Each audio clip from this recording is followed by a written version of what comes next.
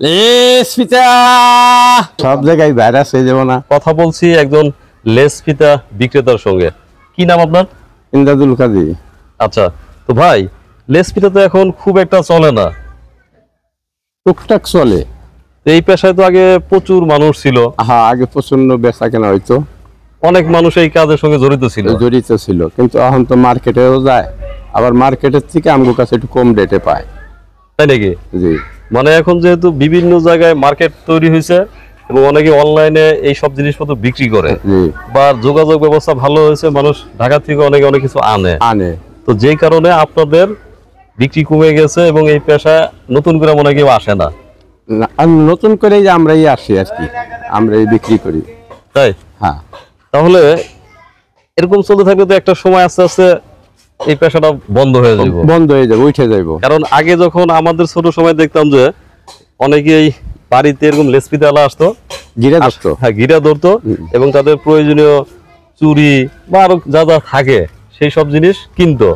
এখন যেহেতু সেই অবস্থাটা নাই, এই জন্য এই পেশাটা হয়তো আপনারা যে করতেছেন, এই করা শেষ হলে মনে হয় নতুন করে কেউ করবে না, মনে হয়। আর আমরাই করি, এছাড়া আর তো দেখি না, লোকজন তো আগের থেকে কমে গেছে। আছি আমরা 30-40 জন লোক আছি। সেটা তো আছেন, কিন্তু সারা বাংলাদেশে কিন্তু একই অবস্থা। হ্যাঁ, মানে আগের মতো বেচা কেনা নাই আর কি। দর্শক, আমরা এই যে লেস ফিতার সঙ্গে কিন্তু প্রত্যেকেই পরিচিত, কিন্তু আমাদের পরবর্তী প্রজন্ম বা আমাদের বাচ্চারা হয়তো ভবিষ্যতে এই একটা যে পেশা ছিল সেটা তারা দেখবেও না, জানবেও না এবং এই পেশার মাহাত্ম বুঝবে না। এই পেশায় কত বছর ধরে আছেন? এটা আছি 10 বছর। চালাবেন না বন্ধ করে দিবেন? সামনে আশা আছে অন্য ব্যবসা করার, আটা-আটি ব্যবসা, অনেক পরিশ্রম। আজকে সারাদিনে বিক্রি হয়েছে কত? সবাই 300 টাকা বেচছি। না, তাও আলহামদুলিল্লাহ। এখন হয়তো 11টা বাজে, 300 টাকা হয়েছে। তো সময় দেওয়ার জন্য ধন্যবাদ, কষ্ট দিলাম, ভালো থাকবেন। আল্লাহ হাফেজ। আইসক্রিম। দর্শক, ভাই আমাদের পরিচিত। তো ভাই কত করে বেচেন? 10 টাকা। 10 টাকা পিস বানানোটা? কোথায় থেকে আনেন এগুলা? এগুলা হলো নাউলুবা মিনা স্টাইলে বানায় এগুলা? হ্যাঁ। আচ্ছা, আপনি নিজে খান তো নাকি? হ্যাঁ, নিজে খাই। মজার আছে তো নাকি? হ্যাঁ, মজার আছে। এখন আইসক্রিমের সমস্যা হচ্ছে, আইসক্রিম তো বরফ দিয়ে বানায়, কিন্তু আসলে আমরা জানি না যে এই বরফটার যে পানি, সেই পানি কোথা থেকে আসে। তো মোটরের পানি। যদি মোটরের পানি হয়ে থাকে তাহলে সেই বরফটা মোটামুটি ভালো, আর যদি নালা ডুবার পানি হয় তাহলে কিন্তু সেটা স্বাস্থ্যসম্মত না। আরো বানান। তো স্বাস্থ্যসম্মতর জন্য আপনাকে অবশ্যই এরকম ভাই যেমন বললো যে এটা মোটরের পানি, তো আপনাকে এরকম মেনটেন করেই জিজ্ঞেস করে খাইতে হবে। কারণ হচ্ছে যখন নোংরা পানির আইসক্রিম হবে তখন সেটা জন্ডিস সহ পেটের নানা রোগ হইতে পারে। এখন ভাই আমি তো খাবোই, কিন্তু আপনি খান এটা, আর একটা না কটা খাইতে পারবেন? আমি আইসক্রিম বেশি খাইতে পারি না, তবে দুই একটা খাই। আপনি যে কটা খাইতে পারবেন সেই কটার দাম আমি দিব, আর আমি আপনার কাছে আমি এটা ফ্রি খাবো।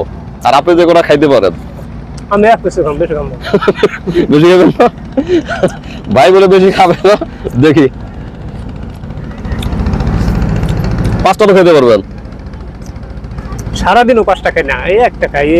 আমি টাকা তো আমি দিব, জান আমার দামও দিব আমি, এই একটা। আর আপনি যে কটা খাইতে পারেন? আমি খাবো এটা, একটাই খাবো। একটাই খাবেন? আসলে ভাইয়ের সঙ্গে কথা বলছি এই কারণে, আসলে আমার জানার খুব ইচ্ছা ছিল যে এই যে আইসক্রিম বানানো হয়েছে, এই আইসক্রিমটার পানি কোথা থেকে আনা। বিশেষ করে বরফ তৈরির সময় আমাদের দেশে অনেক সময় অপরিষ্কার পানি দিয়ে এই বরফ তৈরি করা হয়। তো ভাই বললো যে না, এটা মোটরের পানি, অর্থাৎ ভালো পানি, তাই তো ভাই? এটা মানুষের স্বাস্থ্যের জন্য ঝুঁকি না। তো আপনারা যখন এরকম আইসক্রিম খাবেন তখন জিজ্ঞেস করে খাবেন যে আসলে এই আইসক্রিম যে বানানো হয়েছে সেই পানিটা আসলে ভালো কিনা।